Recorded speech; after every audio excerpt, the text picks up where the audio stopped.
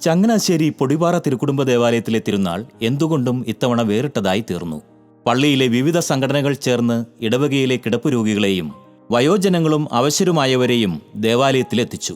അങ്ങനെ ദേവാലയത്തിലെത്തിയ 80ഓളം പേർക്കു വേണ്ടി മാത്രമാണ് വികാരിയച്ഛനായ ഫാദർ സോണി മുണ്ടുനടക്കൽ അന്ന് ബലിയർപ്പിച്ചത്. ദേവാലയത്തിലെത്തിയവർക്ക് പാപസങ്കീർത്തനത്തിനും അനുതാപത്തിനും അച്ഛനും ഇടവക്കാരും ചേർന്ന് വഴിയൊരുക്കിയിരുന്നു. നാളുകളായി ദിവ്യകാരുണ്യ സന്നിധിയിലെത്തിയ അവർക്ക് അതിനേക്കാൾ വലിയ മറ്റൊരനുഭവമില്ല.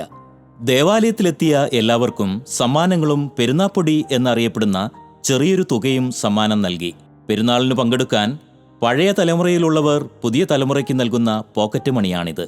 ഇന്ന് പുതിയ തലമുറയ്ക്ക് അജ്ഞാതമായിരിക്കും ഈ വാക്ക്. എന്നാൽ വികാരിയച്ഛൻ നൽകിയ പെരുന്നാപ്പൊടി കണ്ട് പലരുടെയും കണ്ണുകൾ നിറഞ്ഞു തുളുമ്പി.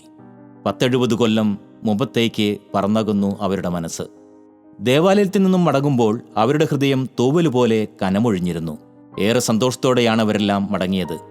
നമ്മുടെ ഇടവക തിരുനാളുകളും ആഘോഷങ്ങളോടൊപ്പം ഇതുപോലെ വയോജനങ്ങളെ കൂടി ആദരിച്ചിരുന്നെങ്കിൽ തിരുനാളുകൾ എത്രയോ മഹത്തരമാകുമായിരുന്നു.